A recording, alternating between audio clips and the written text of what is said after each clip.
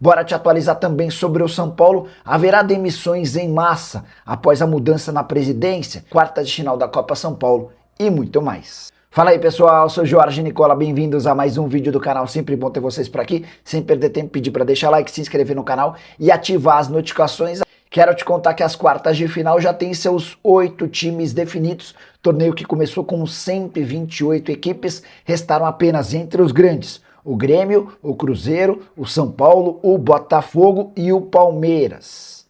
As quartas de final têm início nesse domingo com Grêmio e Ceará, Cruzeiro e Guanabara. Na segunda-feira, a competição tem mais 2 jogos, Palmeiras e Ibrachina, São Paulo e Botafogo, quando conheceremos os 4 semifinalistas da edição mais importante do futebol de base do Brasil. Com um novo presidente, dá para imaginar demissões em massa no São Paulo? Essa é a pergunta que quase todo torcedor tricolor tem se feito desde a última sexta-feira, quando Júlio Casares foi afastado com a abertura de um processo de impeachment e Harry Macis, que era então seu vice, embora havia se tornado opositor, assumiu a presidência de forma interina. Nessa mesma sexta-feira, o Macis deu seu primeiro discurso como presidente, assegurando que quer pagar salários em dia, quer voltar a fazer o São Paulo honrar a camisa e a bandeira, brigando por títulos. Pois bem, durante o fim de semana, especialmente no sábado, ele conversou com uma série de lideranças e funcionários do São Paulo e deu a impressão de que fará poucas mexidas nesse primeiro momento. Tudo para evitar ainda mais turbulência no clube. Uma das poucas novidades que a gente deve assistir nos próximos dias é a indicação do Macis de um conselheiro, alguém próximo a ele, que fará ou se tornará o diretor de futebol, para atuar ao lado do Rui Costa, aquele cargo estatutário sem qualquer compensação financeira que foi ocupado durante a maior parte da gestão do Júlio Casares por Carlos Belmonte. Esse nome ainda está sendo guardado a 7 chaves, mas a tendência é que a gente tenha uma nova figura no departamento de futebol. Ainda assim, Rui Costa segue como executivo de futebol e poucas mudanças serão feitas nos departamentos que acompanham o presidente, mesmo com a saída de Júlio Casares. O pessoal da oposição esperava uma mexida, reformulação grande logo de cara. O Macis pretende ser um pouco mais conservador nesse primeiro momento, até para não gerar ainda mais ruído num time do São Paulo que encontra dificuldades dentro e fora de campo com dívidas astronômicas. Assim que tiver qualquer novidade sobre o tema, prometo voltar para deixar você super bem informado, beleza?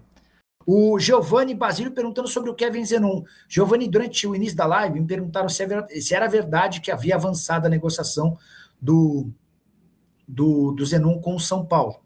E a resposta que eu ouvi de uma pessoa do São Paulo é que não tem nenhuma novidade, tá? Qual a lateral do Mirassol, Lucas Ramon, só vem no meio do ano? Não, Leonardo. O contrato dele com o Mirassol termina no dia 4 de abril.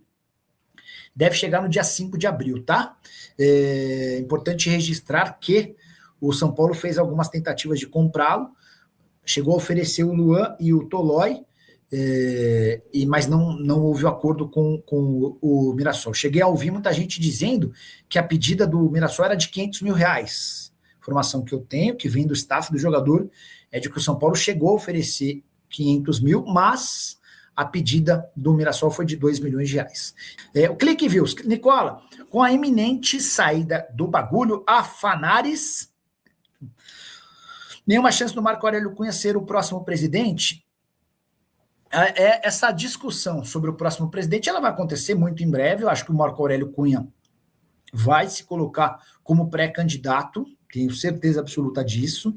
Sei que o grupo participação do qual faz parte o Júlio Casares e que vai votar pelo impeachment do Casares, esse grupo está trabalhando nos bastidores para fazer do Vinícius Pinotti o próximo presidente, tá? Está sendo discutido, debatido isso internamente. Vamos ver até quanto essa história avança.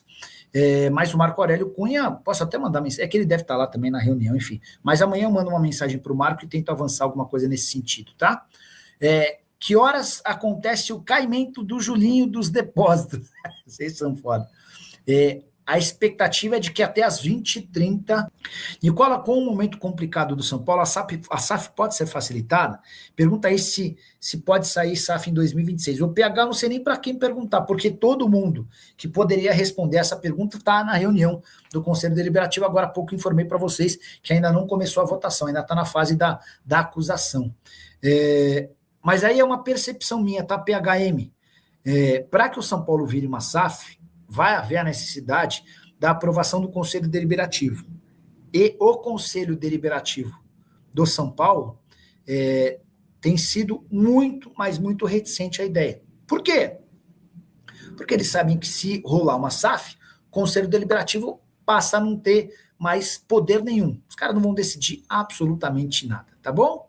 Uma galera do YouTube do São Paulo bravo com você que está passando pano para o Casares. Luiz, absolutamente normal, cada um tem direito de pensar como quer.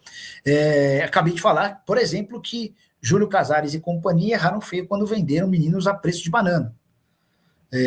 Eu acho que toda essa celeuma em que o Júlio se envolveu, por exemplo, com depósitos de R$1,5 milhão em dinheiro, são um baita batom na cueca. E diante desse cenário, a menos que as explicações dele sejam espetaculares, tem que cair mesmo. Eu vou dizer mais.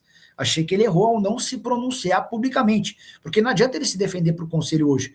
A torcida exigia um posicionamento dele, eu cobrei esse posicionamento. E aí, Júlio, o que você vai falar? O que você tem a dizer? Vou me defender na hora certa. Acho que é um enorme equívoco que ele tinha que dar explicações aos mais de 20 milhões de São Paulinos. E diante desse cenário, vai ser alvo do impeachment e vai para o espaço. Nicola, você ouviu a Adriana? Eu acho que, como jornalista, é nosso papel ouvir a pivô desse episódio todo. Se está rolando a reunião hoje e o Júlio está caindo porque a tal da Adriana, que foi alvo de toda a polêmica dos camarotes, ela gravou um áudio de uma conversa dela com o Douglas Schwartzman e com a Mara Casares, vendeu esse áudio para a oposição, ganhou dinheiro, depois devolveu o dinheiro, e esse áudio acabou determinando a votação do impeachment e a iminente queda do Júlio Casares. Você está chegando agora, o Júlio ainda não caiu, mas parece ser questão de tempo, tá bom? Tem alguma informação sobre o Alisson? Tem algo sobre o Bidu e Kaique? Vamos lá, Luba. O Alisson não deve ficar no São Paulo. A avaliação é de que o custo-benefício dele é ruim. Se o Dorival adora, e adora mesmo, o Alisson, até porque foi o Dorival quem transformou o Alisson de um jogador que vivia com depressão para um atleta que esteve numa pré-lista de seleção, o Crespo não vê o Alisson com todo esse moral, com todo esse potencial. Ontem o Alisson nem foi relacionado para a partida contra o São Bernardo, e o São Paulo está aguardando um acordo com o Corinthians. O ponto é, o Corinthians não tem grana para pagar, e os caras estão tentando achar uma composição de troca de jogadores. O primeiro nome que o São Paulo pediu foi do Ranieri. O Corinthians disse que não libera o Ranieri. Depois sugeriram o Martínez. A informação que eu tenho do empresário do Martínez é de que ele não vai para o São Paulo. Também não acho que o São Paulo gostaria de incluir essa negociação. Ontem até mandei mensagem para o Rui Costa sobre o tema e ele não me respondeu. Falaram em Héctor Hernandes, chance zero. São Paulo tem 3 centroavantes, o Héctor é super mal avaliado no futebol brasileiro, está treinando separado, não tem chance nenhuma de esse negócio acontecer.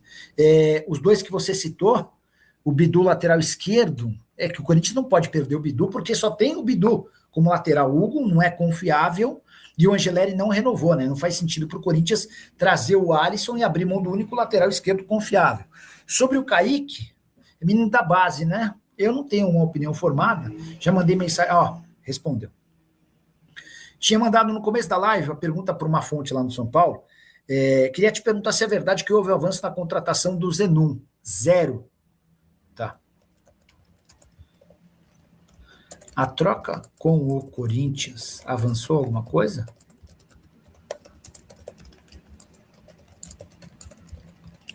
Mandei aqui, tá? Assim que tiver qualquer atualização sobre o tema, também já contamos para vocês. Luba Sampaio, você tem ideia se após a queda tem alguma movimentação de antecipar as próximas eleições do São Paulo? Esse grupo deveria se envergonhar e se retirar. Tenta uma reunião com esse poste que vai assumir o São Paulo. Eu duvido que o Macis, imagino que seja assim que se fala, né, cara? Um cara de pouca visibilidade dentro do São Paulo. Eu acompanho a política do São Paulo há bastante tempo e não lembro de ter falado com ele nem sequer uma vez, tá? Mas imagino que ele queira ficar até o fim só para vocês entenderem. Se o Júlio sai, existe a possibilidade de o vice-presidente assumir. Existe não. ele assume interinamente, tá? Harry Macis Jr., 80 anos de idade.